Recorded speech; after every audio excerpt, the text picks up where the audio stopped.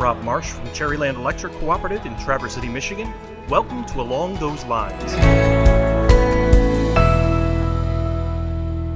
Support for this podcast comes from Census, who would like to share the idea that not all AMI networks are built the same. See how Census is simplifying the move from legacy PLC systems to RF wireless at census.com/PLC.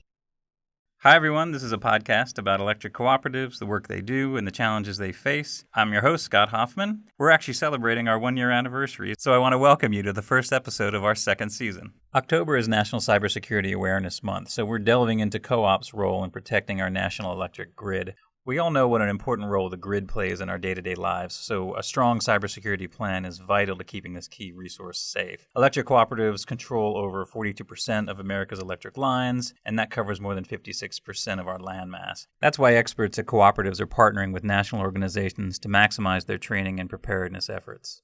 First, we're going to hear from Ryan Newlon of Como Electric Cooperative, who's also a member of the Missouri National Guard. He's been working with the National Guard on two related projects that focus on understanding real-life threats and defense strategies for cybersecurity. After that, we're going to hear from NRECA's Barry Lawson about how the association works with key players in Washington.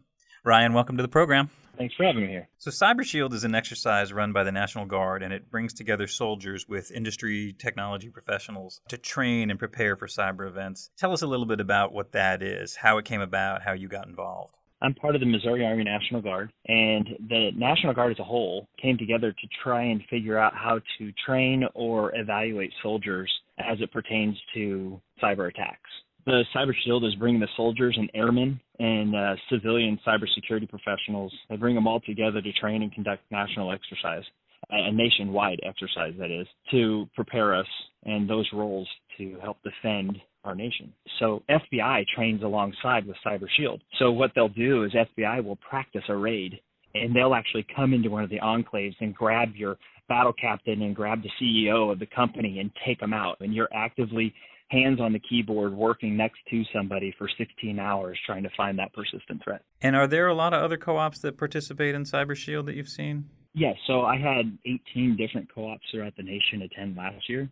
First year, there was about 5, and I do plan that this next Cyber Shield that comes up for the Operation Cooperative side of it, which is bringing the military and the co-ops together, I do project having a lot more attend. I'll be given an hour-long presentation at the NRECA's Tech Advantage this year, and the Cyber Shield this year is going to be in Utah, April 27th through May 8th, and I'll soon be kind of putting a call out to see how many people can attend, who wants to attend, that sort of thing. What do you face at Como in your capacity as a system administrator? Some of the stuff that you're seeing in cyber at the Cyber Shield exercise, are you actually dealing with that stuff one-to-one in your capacity at Como? It's situational based. So yes, we have dealt with stuff at our organization, but I think the biggest thing overall for the co-op space, to include Como Electric, is the idea of coming together and fighting the fight together. So we're trying everything we can with penetration testing and network hardening at Como, but that's for Como. How do we do it at a larger scale? And trying to figure out ways to centralize the solution, especially when you have those co-ops that don't have any IT. How do you really bring that over to them? Well, the only way to do that is to find some way to centralize it or all come together and help cover down in those areas. I mean, that is part of the 7 cooperative principles, right, is the cooperation among cooperatives. And like I said before, that really strengthens our cyber posture. Okay, so after being a part of Cyber Shield, you took it a step further and created Operation Cooperative. And this brings state National Guard specialists together with cooperative staff to share expertise and resources. Tell us a little bit more about that. So essentially what Operation Cooperative is, it's an effort to strengthen our cyber posture as a nation and double down on taxpayers' dollars.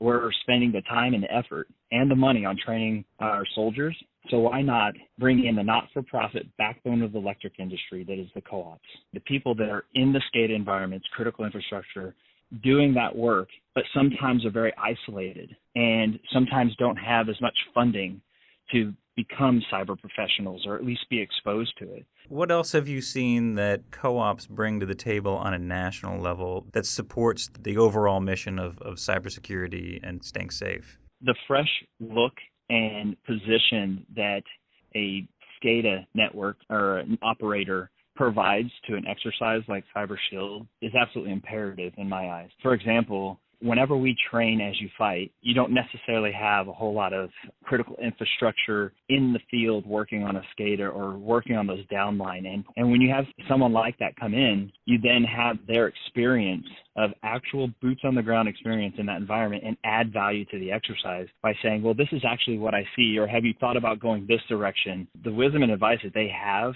to put back into the exercise has been exponential, as well as them coming in and just, they fit in so well. So Ryan, talk a little bit about how your military experience has kind of informed your time at the co-op. Being in the military, leading soldiers for over a decade, being in the IT field, the tactical environments, and naturally progression over to the cyber side put me in a position that kind of threw me into it. So as I'm leading or as I'm going into these environments, I'm constantly thinking of ways to make it better. How can we make it easier on the soldiers, more efficient? I know it sounds kind of corny, but I joined the National Guard because I believe in a bigger cause. And I'm part of the cooperative space because they're contributing to the greater cause as well. And that's just where I can make an impact. So with the collective efforts of everybody, hopefully we can be successful for the next generations to come. That's great. Thanks so much for being on the program, Ryan. I really appreciate you having me. Next, we're going to hear about NRECA's work with key government agencies on cybersecurity. But first, a word from our sponsor. This month's Along Those Lines podcast is sponsored by Census. You might be surprised at how far AMI has come since the early days of power line carrier systems. It's not just about meter reading anymore. Today's RF wireless networks quickly identify outages, measure end-of-line voltage, and give you the power to make informed, data-driven decisions. See how the proven PLC to RF wireless blueprint from Census is designed to simplify the migration to next-gen AMI at census.com/PLC. I'm Courtney Kopp from Central Electric Cooperative in Redmond, Oregon. You're listening to Along Those Lines.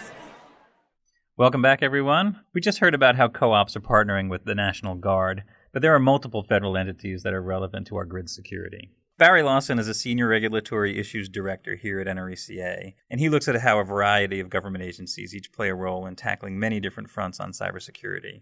Barry, welcome to the podcast. Thanks so much for being on. Thank you very much, Scott. I'm happy to be here. Tell us how co-ops are working with federal agencies to maintain cybersecurity. There are a lot of federal government agencies that have a role in cybersecurity and important roles, but there's only a few that have regulatory authority over the electric utility industry and more specifically electric cooperatives. So first, RUS has regulatory authority over cooperatives that are borrowers from RUS. RUS has some fairly general regulations on disaster response, disaster recovery, and business continuity, including cybersecurity. So there's regulations that RUS borrowers have to comply with, and primarily it's to have those types of plans in place and to exercise them each year. And you can either do a tabletop exercise or those plans can be used during an actual event or disaster. And RUS, that's the loan-making arm of the Department of Agriculture. Right. And compliance with their regulations is required in order to be able to apply for RUS loan and to continue drawing down on an existing loan. Okay, so RUS has a big role. Who else is involved? RUS has a role over borrowers, and that's about close to 2/3 of the electric cooperatives, maybe a little less. There are other agencies that have critical roles here too. I will focus on the Federal Energy Regulatory Commission, or FERC, and the authority that they received through laws passed in the Energy Policy Act 2005. Those laws permitted FERC to select an entity to develop standards and to enforce compliance with those standards on the bulk electric system, which is essentially what we're calling the electric grid. And so there are reliability standards and there are cybersecurity standards. The cybersecurity standards are quite in-depth. They are designed to require entities that own or operate the electric grid to put in place a very strong framework for securing their cyber systems, and I'll digital relays and other digital equipment. Those standards are there to help protect those assets, and they're audited. We have, I'd say, all of our asset-owning G&Ts are required to comply with some portion of those cybersecurity standards, and a few dozen of our larger distribution cooperatives and those that are unaffiliated with G&T, they have some compliance responsibilities.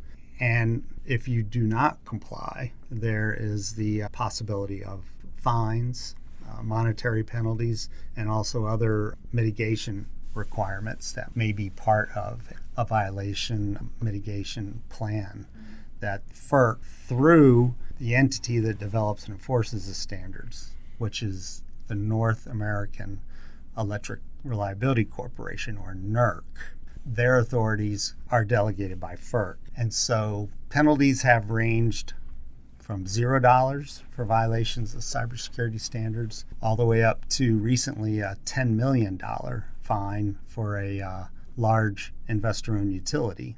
So the NERC and FERC area is a very big part of the cybersecurity platform of regulations.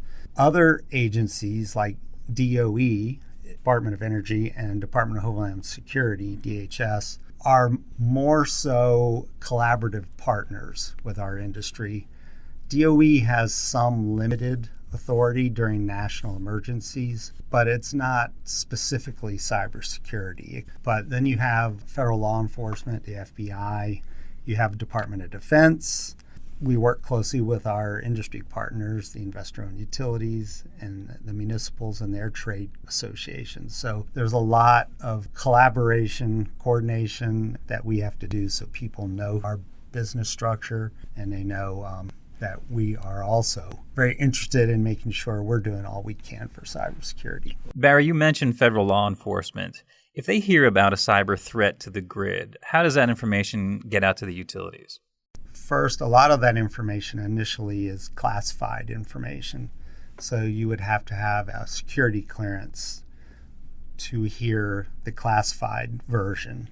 We have a number of folks at cooperatives, not enough, but we have a number of folks and staff here at NRECA who have security clearances.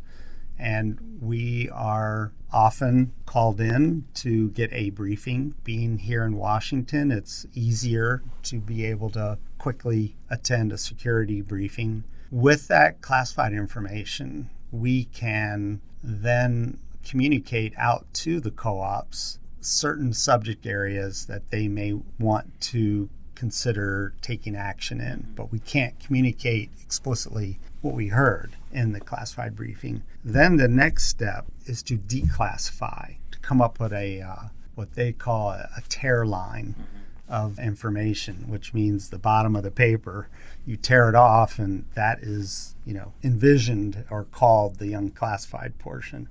And so the unclassified information can then be distributed much more broadly and more completely. And what about if co-ops hear about a threat? How does that information get back the other direction? So first and foremost, it's local law enforcement, and that may involve, depending on your region, it may involve the sheriff's department or local police or state police. It can also involve the FBI. And we encourage electric co-ops to establish relationships with those law enforcement agencies before you have an emergency or an event on your system. Next step is you can report into the EISAC, the Electricity Information Sharing and Analysis Center. It takes all of this classified and unclassified intelligence and boils it down to what's important for the electric sector. Okay, and how is NRECA working with our member co-ops to stay on top of this issue? We have multiple departments here at NRECA that work in these areas. I am in the government relations department, and I work on the regulatory side of that department. Two of my colleagues who are also in government relations, Martha Duggan, she works on the disaster recovery side of things, typically more natural disaster, weather-related events, but They might soon include cyber type events as well. And then Bridget Borge is our legislative or lobbyist staff member who works closely with me and Martha. And then final primary member is Cynthia Sue, and she is in our Business and Technology Strategies Department, or BTS. BTS, their focus is on research and development, new technologies, and also working to gain grants and other funding streams from federal agencies, primarily DOE, to be able to develop tools and resources for electric cooperatives to use in the cybersecurity area. And one primary area that has been going on is a program where NRECA was able to gain a $7.5 million funding stream through a cooperative agreement with the Department of Energy. And Cynthia manages that project. And through that project, which is called the Rural Cooperative Cybersecurity Capabilities Program, or RC3, as we like to call it, through that program, a number of tools have been developed and are in development. 2 tools that are out right now that are on cooperative.com and are very, very important and useful, especially for small and medium-sized distribution co-ops. One product is a self-assessment where an electric cooperative can use that resource that we've developed to assess how well are they doing, where do they need improvement. The other tool that's currently out is what we call a tabletop exercise, which is where key staff at a co-op gather around a table in a conference room and go through the steps of a cybersecurity event. But then we also have many other R&D projects underway. And our chief scientist here, Craig Miller, is the lead on many of those. And they're very high-level technology tools, and they are tools that are developed that can hopefully get to a commercialization stage and be useful to co-ops to implement on their systems. And what's your assessment of how we're doing as an industry? Cybersecurity is always going to be a continuous learning experience. Technology, whether it be from the hacker standpoint or whether it be technology that our industry is using, things are moving very quickly. And I believe that our industry is doing a very good job. We're going to have a sprint here for a long, long time on working to make sure we, number one, can keep the lights on. Number two, secure and protect data and information, and also information about our industry or about a specific utility, whether it be a co-op or otherwise. Cybersecurity should be part of that risk management program as well. And you have to balance prevention and mitigation with response and recovery. How much do you work on preventing and mitigating things that could happen versus being ready for when it does happen and being able to bring the system back to normal quickly? It's different for every entity, different for G&T, different for distribution co-op, a large distribution co-op versus small. Financials are different. Staffing levels can be very different. The need for external or third-party vendor or service provider help varies depending on different co-ops. So it's a constant battle. And I think the industry is doing a very good job, whether it's through mandatory requirements, standards, regulations, or whether it's through taking the prudent and cost-effective steps to protect the grid, to protect information, and to make sure the lights stay on, which is always the bottom line goal. Thanks so much, Barry. Thank you. Happy to be here. Thanks to you, our listeners, as well, and to our sponsor, Census. You can find out more about this and other podcasts on our website, electric.coop. Until next time, I'm Scott Hoffman. I'm Lauren Irby from Southside Electric Cooperative in Crewe, Virginia. Thanks for listening to Along Those Lines. Subscribe and rate us on your favorite podcast app.